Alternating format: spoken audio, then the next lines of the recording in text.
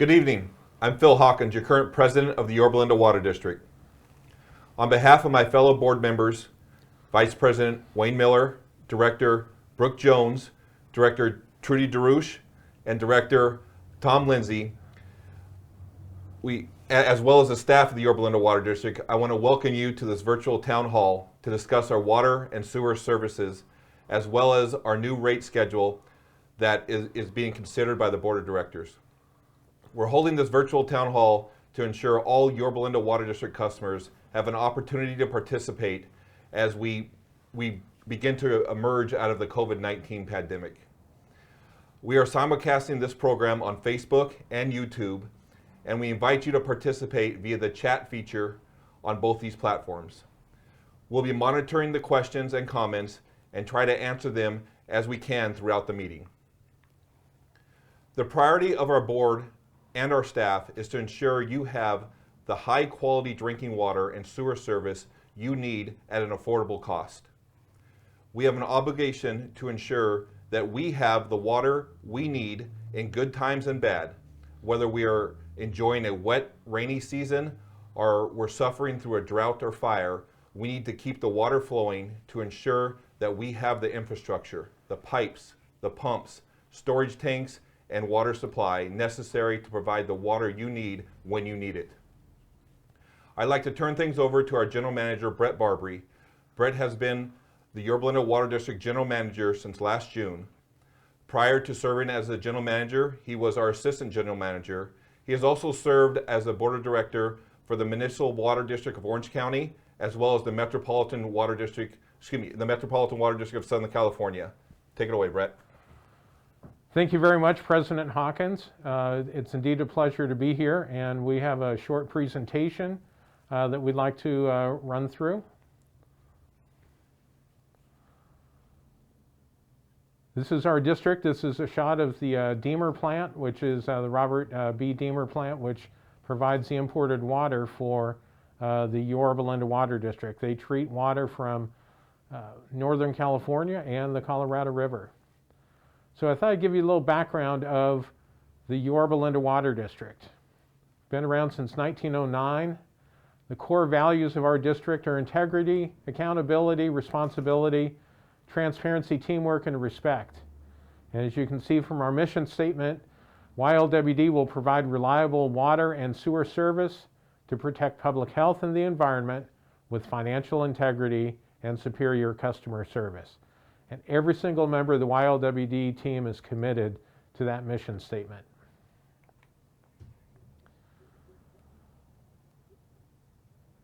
We were founded in 1909 as a mutual water company.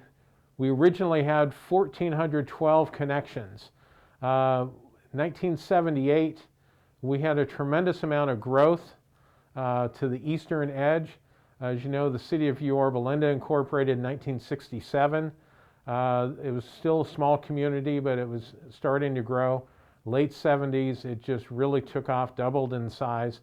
1978 to 1981, we had about 12% growth annually. So YLWD was there through that growth, and we had to prepare for it.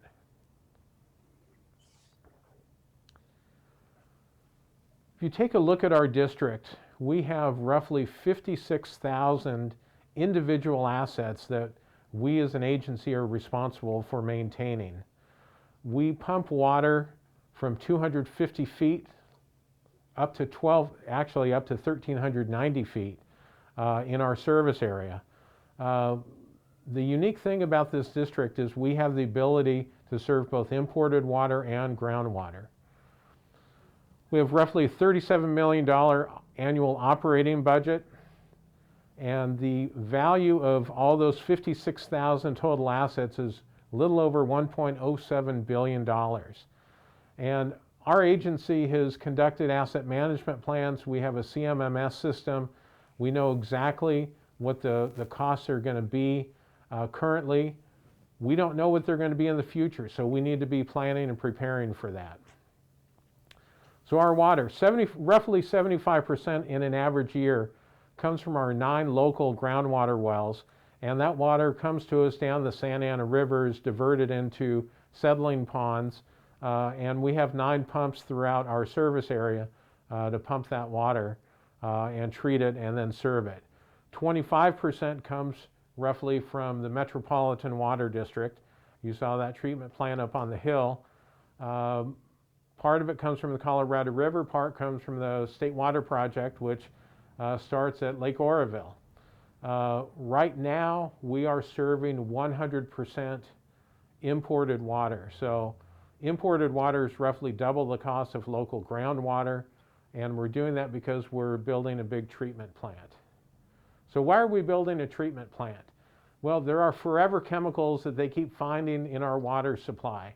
And as President Hawkins has said, the #1 goal is to provide safe and secure water for our customers.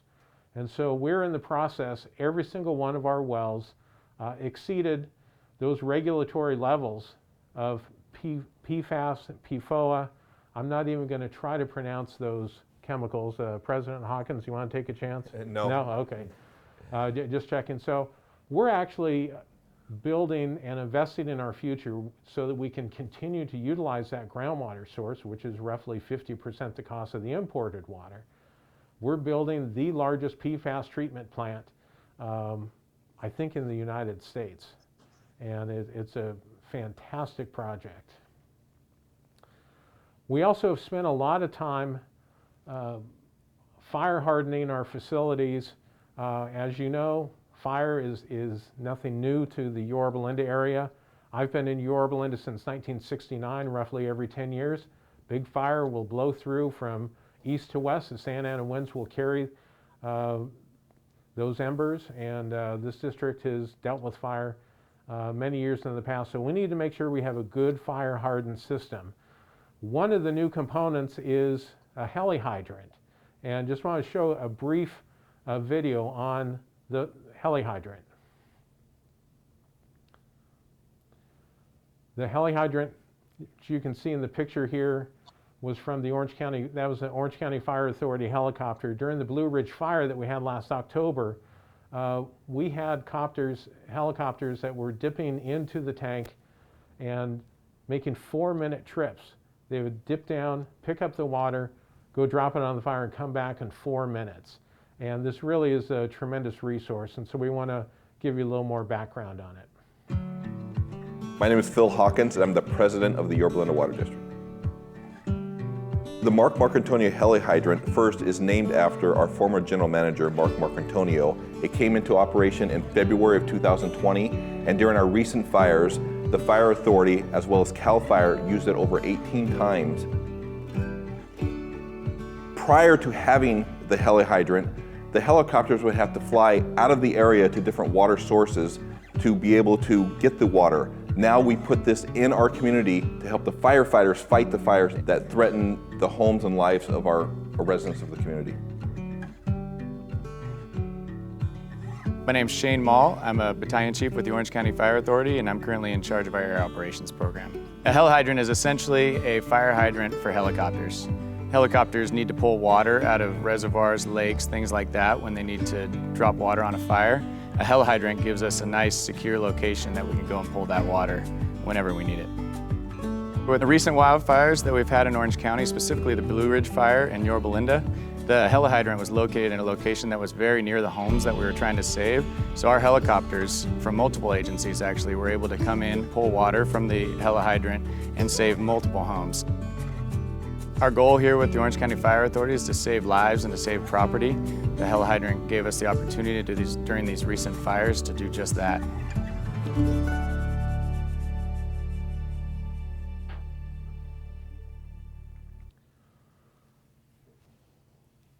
And that's just one example of some of the innovation of YLWD. Currently, we are in construction. We're building our second heli hydrant a little further east, really as an added measure for fire hardening. So we have a new rate schedule. Every 5 years, we conduct a rate study. We have an outside firm that comes in and conducts the rate study for us. They follow the American Water Works Association standards for these studies. And so when we put together the new rate schedule, we take a look at what our priorities are. First is protecting our local water supply. It's one of the reasons why we're building that treatment plant. Second is we're fire hardening YLWD facilities. Third, we're treating the groundwater, so we need to make sure we have state-of-the-art facilities. We're replacing our chlorine system, which is integral to being able to serve that groundwater. And also maintaining our existing infrastructure. You saw the numbers, over $1 billion in assets that we're required to maintain 56,000 individual assets. And we do this with 79 full-time employees. And I am very proud to say we are one of only 2 water agencies that all through COVID, everybody showed up to work every day. While most other agencies were working from home, we were there every day serving the community. The final piece is we want to pass through the actual water rates. And when imported water costs go up, when power costs go up, those need to be able to be passed through. The board was very clear that they wanted to be able to pass through those power rates and water increases so they didn't create extra burdens on the entire budget. So we have 4 components. We provide both a product and a service. On the product side, that is the water itself. So that's what we refer to as the commodity rate.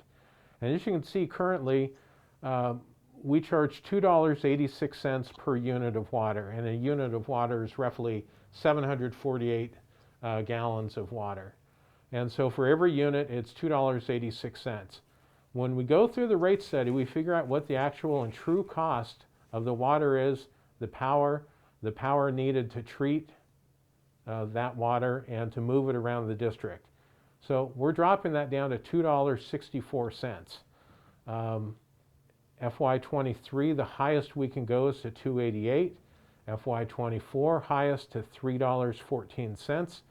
FY25, $3.43. And FY26, $3.74. So the maximum we could increase rates over that period of time is to $3.74 per unit of water. And that's a best guess based on where we think power costs are going, where we think water costs are going, and where treatment costs may be going. Second portion of the rate is the fixed monthly or the meter charge. And this is assessed based on the size of the meter that you have. A majority of our customers have 1-inch meters. And the current charge there is $37.18 per month. And that's to cover making sure when you turn on the faucet, there's water there. It covers a lot of the infrastructure costs, the facilities, the pipes to get there, the maintenance team that goes out when you have a leak. We had a board meeting last night. After I left, I found out we had a leak. And I drove by and we had a team of 5 guys there in the street fixing a leak. We're there 24 hours a day, 7 days a week, every single day of the year, rain or shine. So the proposal is for next fiscal year, beginning on July 1st, that $37.18 would increase to $43.13. The maximum it could go up in 5 years is $60.61.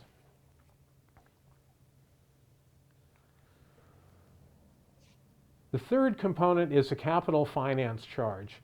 We have the way in which the district looks at the financing of facilities. We have the routine maintenance, replacing meters, things like that. That's part of your meter charge. That's a regular fee. Then you have the capital improvement projects where you're doing work on major infrastructure. We have 14 reservoirs, we have 12 booster pump stations, we have 9 wells. All of those facilities require significant upgrades and work from time to time. But when we have to build a brand new facility, for instance, a new reservoir or a new booster pump station, the best way of doing that is through the bond market and borrowing, and you end up with a capital finance charge, which is the actual debt service. And we tie that to the size of the meter that you have. And this is being proposed to go onto the annual property tax bill. So for a 1-inch meter, that would be $113.52. The maximum it could go up to over 5 years is $160.56. And then the final charge is the PFAS impact charge. This is something that the board put into effect on February 1st because as you know, we're building that new PFAS treatment plant, and as a result, we had to move from groundwater to 100% imported water, and it's roughly double the cost. Well, this $5.66 does not cover the cost, but it offsets the cost and will make the district whole by the end of December. So this is being collected solely through December of this year, and then that $5.66 will go away. And so that will no longer appear on your bill. So that's been on your bill since the February bill. One of the challenges 5 years ago were the penalty rates that were implemented. The board, I think wisely, voted to repeal those penalty drought rates. I'm a customer of the district. All the board members are customers of the district. We found that was probably the most unpopular thing that was done 5 years ago. This board repealed those. I can assure you, as long as I'm at YLWD, I have no intention of ever implementing penalty rates, and I think the rest of the board is pretty set in that as well. We are required to put drought rates into our rate schedule. We do not anticipate implementing these drought rates, but depending on the drought stage, you can see what the additional cost would be per unit of water. So if you use 10 units, be 12 cents per unit, so on and so forth. We don't anticipate doing this, but we're required by law to put this into the rate study. So we also are required to have separate fire protection charges. These are, once again, we go based on the American Water Works Association M1 manual to determine what the actual costs are for providing that private fire protection charges. Now, the fire hydrants you see in the street, those are included in your rates. Those are maintained. These are for large commercial structures that are required to have their own fire protection systems. Could be a large apartment complex, could be a big shopping center. And so these are the meter-sized charges that are always collected on the property tax bill. This is the annual finance charge that'll be on that. So we talk about the pass-through of water rates. And in years past, the board was somewhat hampered by the ability to not pass on those actual increases in water or power costs. So we've designed this structure so that we have the ability to do that. The left side you can see is a picture of the California aqueduct, and that water, you're paying a significant amount for the transportation cost because that water is coming 444 miles from Lake Oroville down to probably Lake Paris is the closest reservoir on the State Water Project for Yorba Linda. We're also getting water 242 miles from the Colorado River to Lake Matthews and Riverside, and then it gravity feeds from there to the Deemer plant. So we can get water from either source, but you're paying that big infrastructure cost for that transportation of 242 miles or 444 miles. That's why it's roughly double the cost of the water. On the right of the screen you can see an aquifer, and that's the Orange County groundwater basin.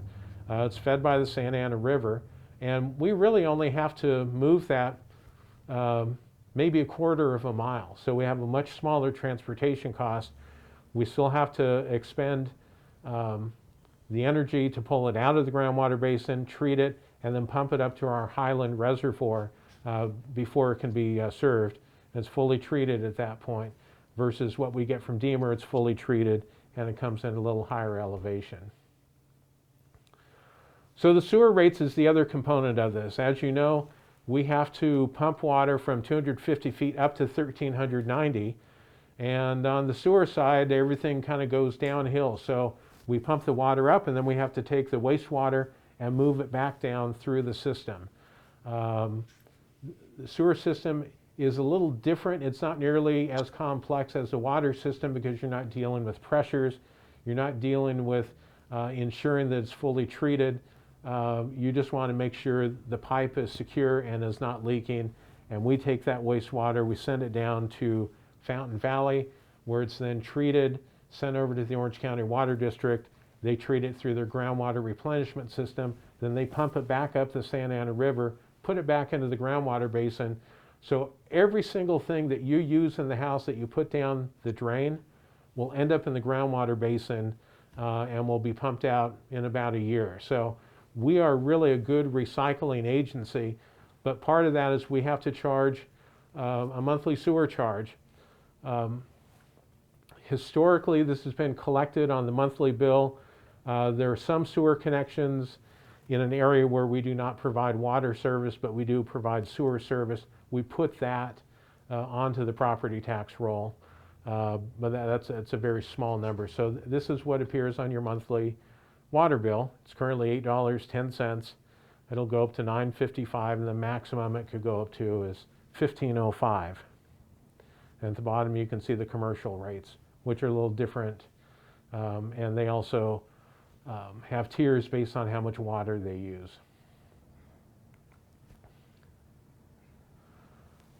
So a lot of people ask, well, how is our money actually spent? What's the variable, what's the fixed cost? You hear us talk about the commodity, which is a variable cost, a fixed cost, which is the meter cost and the CIP and all of that. So we put together this graphic to show you out of a dollar bill how the money is expended. So starting on the far left, those are the variable costs. The pink, the green, and the orange are the variable costs. And so those are the components that make up your commodity rate, or the 748 gallons, that's your variable cost. So imported water, and this is just in an average year, roughly 16 cents out of every dollar that we expend goes to purchase imported water.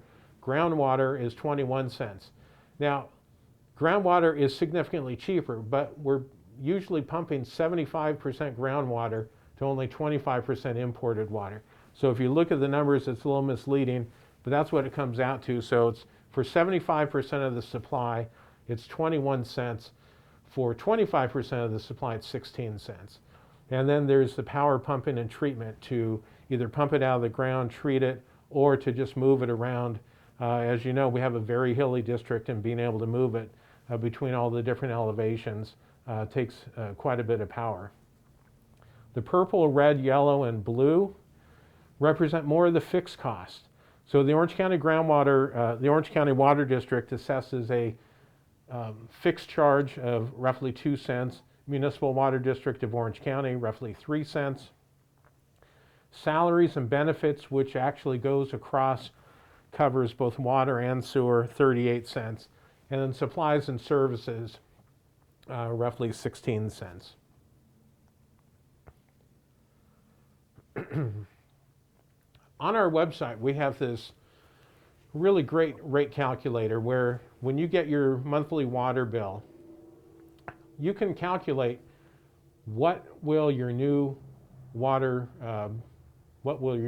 water bill be. You can see you select your meter size. It says on your bill what size meter you're being assessed, how many units you use, whether you have a sewer maintenance charge. Most of you will have that. Some may have a backflow, most don't. Fire detector charge, that's only for the larger customers. Most customers won't have that. So you can go to our website. The reason we have it separated July to December and January to July is we have that PFAS impact fee. So you're going to be charged that extra PFAS impact fee from July to December, but January to July of next year, it'll drop off. So you will have a reduction in your bill next year just on that alone. So I encourage you, go to our website, YLWD.com, and look for the rate calculator. If you have problems, call our office. We can walk you through that. We've had a lot of customers calling us and saying, we want to see what the impact is, and this really is a great tool so you can see for yourself what your new water bill will be.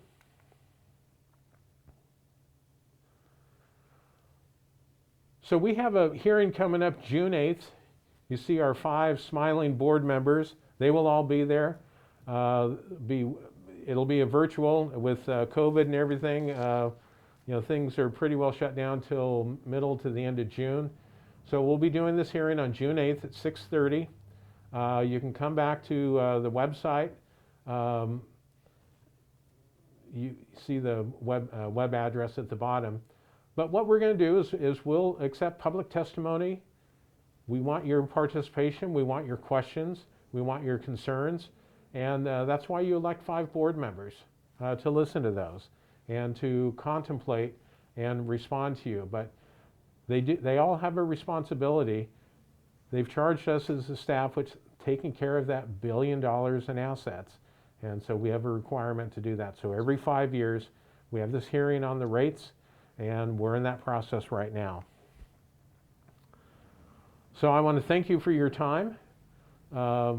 We've been around for more than 100 years, and at this point, I guess, President Hawkins, we're going to take questions. Yes, I know we have some questions that's come in prior to this meeting, and we'll take questions as we go through the meetings, but if we could start with the questions that have come in over the last week or so. Oh, I should actually go ahead and introduce the rest of the board of directors are here. We have I'm assuming everybody sees just like I see at the very top. We have Director DeRoche. Sorry. We have Director Miller. We have Director Jones, and we have Director Lindsay.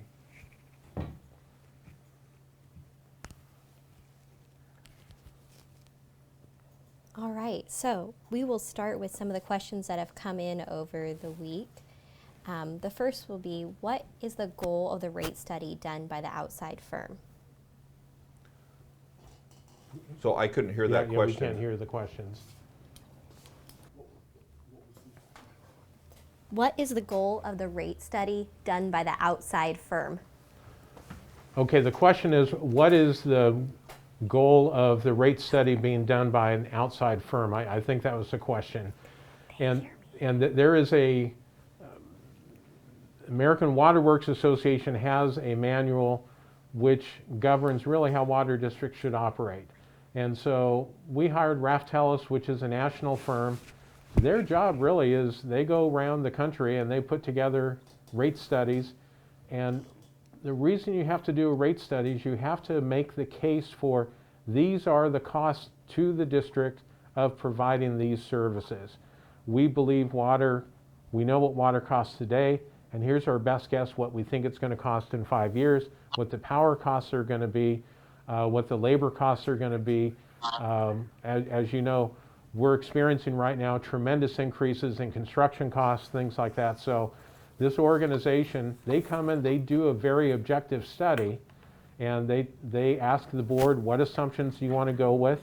We provide those assumptions, and then they put together an actual rate case in the event that we get challenged and go to court and have to defend the rates and defend that these are the actual costs for providing these services. So that's the whole purpose. You bring an outside firm, and then it's an objective group. It's no one on our staff doing that study. It's completely objective, and they are very skilled at defending these and going to court should that happen. So that's one of the reasons why we've done that.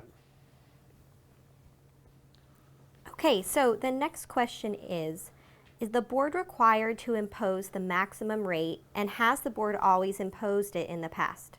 So the question is the board required to impose the maximum rate, and have they done that in the past? So I'll start with that. No. The quick answer is no. When we're drafting this budget, when we're drafting a 5-year budget, we have to assume worst case scenarios. We have to assume that this is the maximum. If everything didn't go right, this is what we would be charging. We have a track record. If you look at the last 5 years, we have not increased to the maximum rate that is currently provided to us. So these numbers going forward our best guess on our numbers, but if good things happen, if we're, say, able to produce more groundwater than we originally planned, we do not have to increase to the maximum level. We vote on that each year.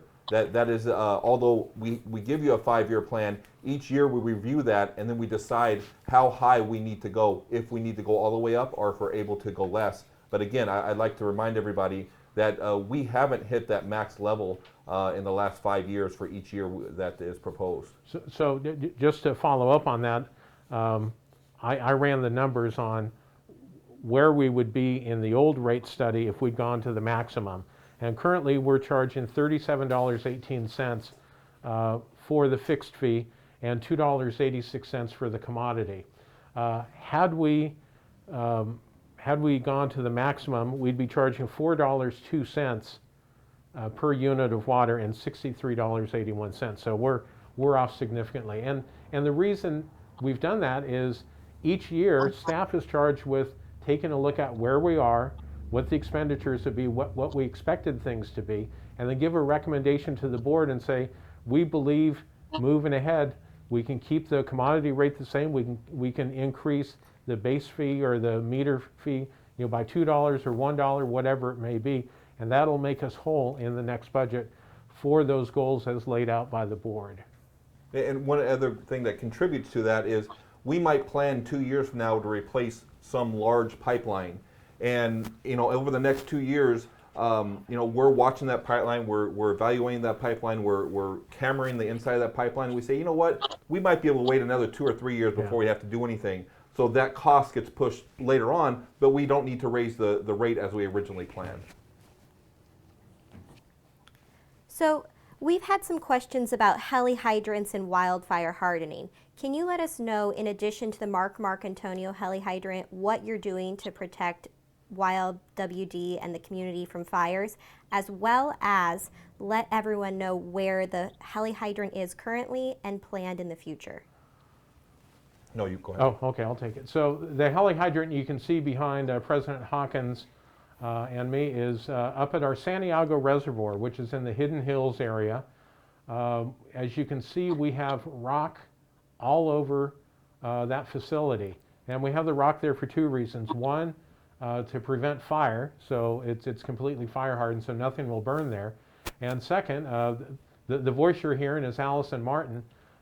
Before we would rock the whole facility, when the helicopters came in, they kicked up a lot of dust. And they kicked up so much dust, it literally put about a foot of dust in our booster pump station. And so the rock also keeps the dust down, which the neighbors really appreciate. I can tell you at our Camino de Bryant Reservoir, which really is at the tip of where the fire hits YLWD on the east end of the district, it's right next to the Chino Hills State Park. We did some fire hardening this year because we had some of our infrastructure that was right up against the fence that was really vulnerable should a fire have broken out and burned through there. So we moved it across the road, we rocked that area, and it really paid off because we had, as you know, the Blue Ridge Fire came right through and would have burned up our infrastructure, and we were able to save that. That actually is the location of our second heli hydrant, which we're constructing right now. And we also have room out there for a landing zone. So for the firefighting helicopters, if they need to land, if they need to drop off personnel or drop off equipment, they can do that. We have a fire hydrant there if they need to protect themselves. That whole area also will be rocked, so we won't be generating a lot of dust from those helicopters. And then the final thing that we're doing, our Elk Mountain Reservoir, which is halfway up to Camino de Bryant, we have installed a permanent natural gas backup generator. As you know, Edison shuts off power during fires. We can't afford to be without power because we need to move that water around. So we have been adding these permanent natural gas generators to all of our booster pump stations so that should we lose power, we have the ability to continue to move water. So those are 3 of the big things that we've been doing to really fire harden the district. And if I could add on to that, I know that very regularly we're going out, we're trimming trees all around the area, we're moving, we're getting rid of brush. You know, we made sure we had that fire hardening in a larger area than we ever had before. And by putting this big rock out there, that really inhibits any growth of plants on our reservoirs, on our facilities. So, you know, Chino Hill State Park is going to burn. It's nature, and it will catch fire and it will burn, but it'll burn up to our facilities, and that's it. It'll stop. So right now, the district is importing water because of the PFAS, and right now all the residents have a PFAS impact fee. Can you tell us a little bit more about why you imposed the PFAS impact fee? Sure. The PFAS impact fee was to offset the additional cost of purchasing metropolitan water. Imported water is much more expensive, as we discussed. It has to be transported a longer distance, and it is delivered to us fully treated versus the groundwater we pump out of the ground. So it's roughly twice as expensive. I think OCWD groundwater is roughly $500, and it's about $100 to pump and treat it. Met water is $1,100–1,200 an acre foot, so it's roughly double. So this does not cover the entire cost, but it offsets it. And we had done the calculations early on. We knew we'd be able to pump for a certain period of time, and we set a marker. If we can pump X amount of water, this $5.66 will cover that and offset that difference. So that's why we have that PFAS impact fee, and it will sunset. It will end December 31st. And if I can add, we actually had a rate stabilization fee that we exhausted first. We held off as long as we could with the rate stabilization fee, a reserve that we set up for instances like this. Well, this actually has gone on and on because this is going to take a long time to build a filtration plant. So we used all that money first, and then we put the fee on, which it will come back off. We've already had a sunset date. So please provide details about the financial plan to fund pension obligations in the future. Go ahead. So in 2017, the district established what's known as a Section 115 trust to pay down those OPEB, which are other post-employment benefits or retiree health care, and begin to pay down the additional PERS retirement costs. As a district, YLWD did not spike their pensions like a lot of districts did around the county. They have a very modest retirement on that. They did have retiree medical, but we're no longer offering that. But it did create on our balance sheet, we had to carry these extra liabilities. So we established a Section 115 trust under the IRS code so that we could, if we have extra money at the end of a year, we could put that into this fund to help retire those obligations sooner.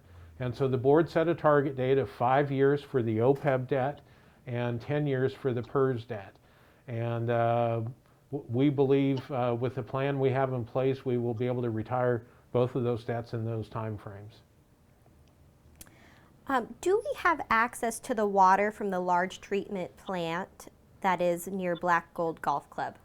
So that's what we're using right now. We're using 100% of, that's the imported water that's coming from the Colorado River. So yes, that's the water we are currently serving to all of the Yorba Linda Water District customers. And does Director DeRoche have any comments on that? Director DeRoche it manages that plant. Any comments for us? No, that plant's been there since 1963, and it served Orange County and other parts of LA County as well. And so it's intended for just this kind of purpose, to supplement water supplies in the Orange County and LA service area. And I can say it really is a great resource, and it's a great benefit to us at the Yorba Linda Water District to have that treatment plant right next door. The district has always enjoyed a great relationship with the Deemer plant and the folks up there. It's even better now. We're really lucky to have Director DeRoche on our board. And I guess I just need to say this. As a staff member, it's very comforting to know that we have Director Miller, who was very instrumental with us as we designed this PFAS treatment plant. And it was really helpful because he actually teaches water quality. So He was able to provide a lot of insight to us, ask a lot of really tough questions, but it was really good.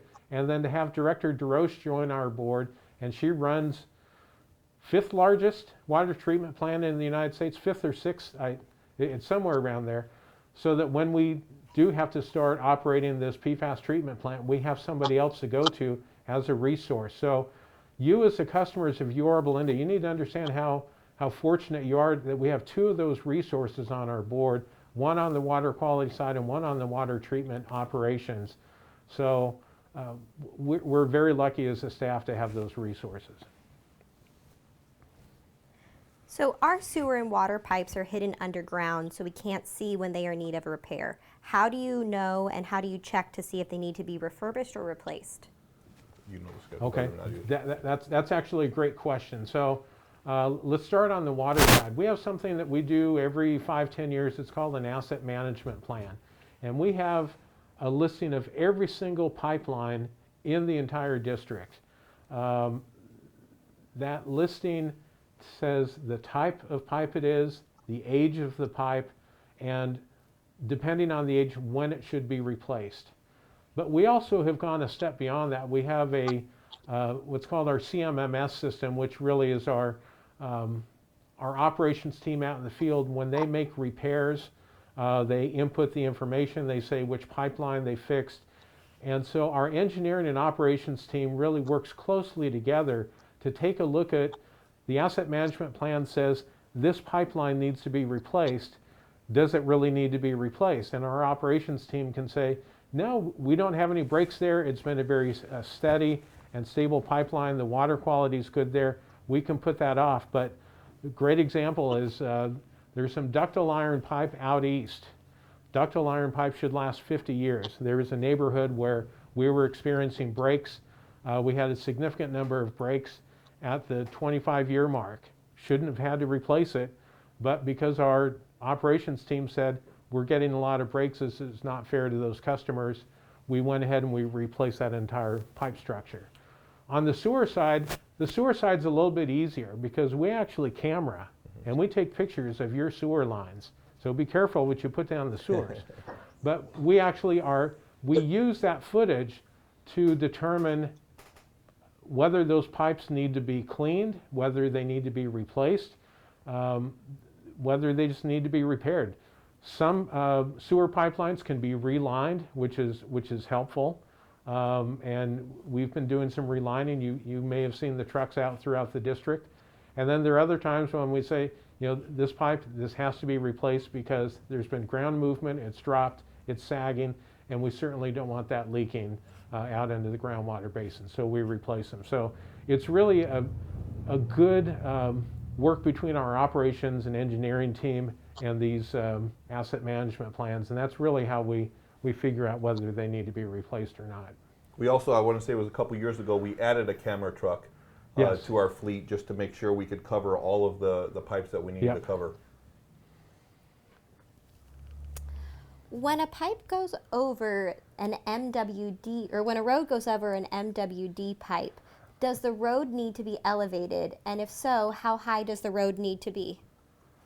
That would be a question for the engineering team at Metropolitan. I know I spent 10 years on the board, and Metropolitan, just like YLWD, we guard our easements very, very judiciously and very carefully. Before anyone, and Trudy knows this because she runs the Deemer plant, anytime anyone gets close to any of the Met facilities, Met is on high alert. They have folks that go out and take a look at it. They look at all the plans. Met is one of those agencies that's always consulted on projects like that, and they would have to sign off on anything going over their facilities. Trudy, do you have any comments or any additions to that? No, I would rely on the engineering department for the same thing. So unfortunately, I don't know the specifics about the amount of coverage required over our pipelines, but we do have experts at the Metropolitan that do have that information.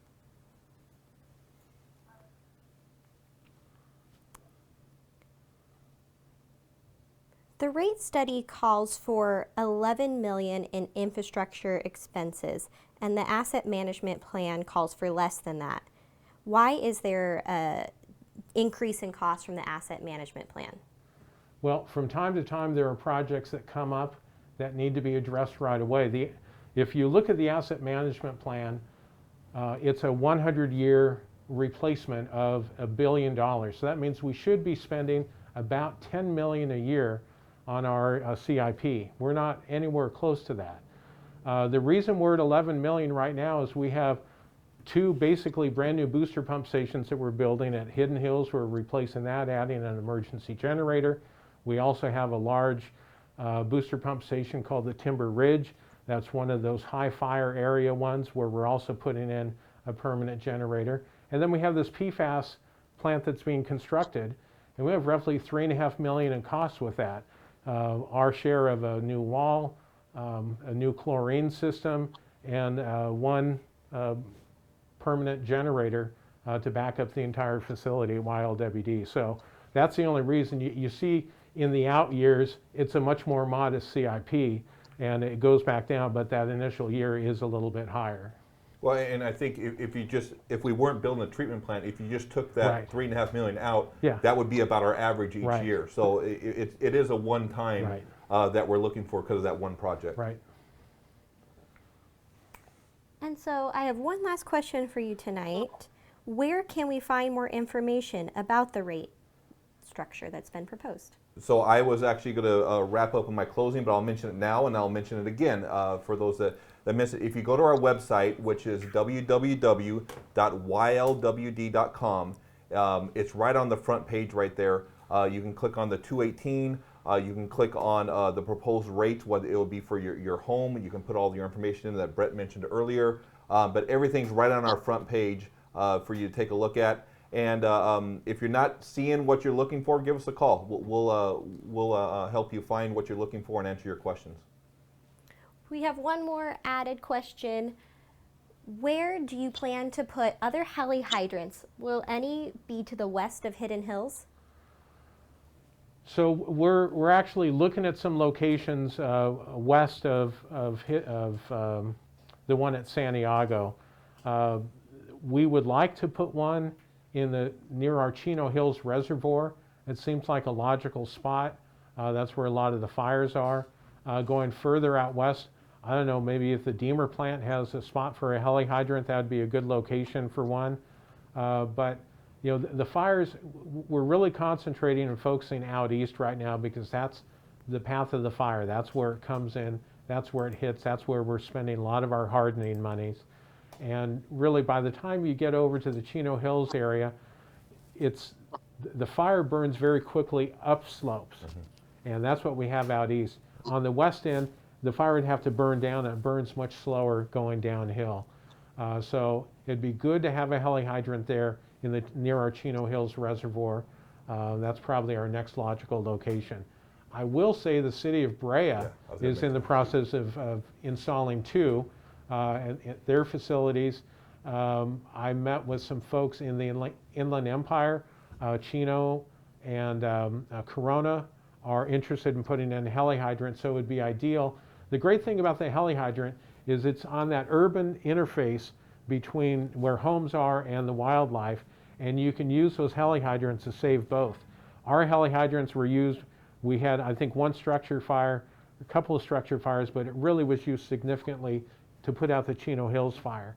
And so if the whole Chino Hills area has these heli hydrants located around there, those are extra tools for the firefighters to keep the fires down in the Chino Hills area and to keep it away from the homes. Yeah, you know, so very shortly we're going to have our second one. Yeah. And ideally, if we can get one more a little bit farther west, and then after that, Brea would pick it up because Yep. Brea is looking at a couple, so we'd have a whole along the whole ridge right there. So that would be the ideal situation. Yeah. We had another question that just came in. What reservoirs do you plan to expand? That's a great question. We would love to double the size of Little Canyon. Little Canyon is in our 1,000 zone. That's a reservoir that turns over multiple times Can you during tell the them where summer. Little Canyon is? So Little Canyon is very near President Hawkins' house. Actually, if you go Fairmont, actually go Village Center to where it hits Fairmont, turn right, maybe go 200 yards, it's directly up in the hills there. So that's the general location of that. There's a big open area up there. We would love to double the size of the reservoir there. We probably may want to double the size of the Chino Hills Reservoir, although that's not a real priority at this point. But I think that's probably the big one. Which one? Two new ones in this development, Cielo Vista, Cielo, Esperanza Hills if they go. Oh, that's correct. So if Esperanza Hills has ever developed, they will be putting in 2 additional reservoirs. But we've not seen those plans yet. So, but for the most part, those will be the only expansions in the future. So.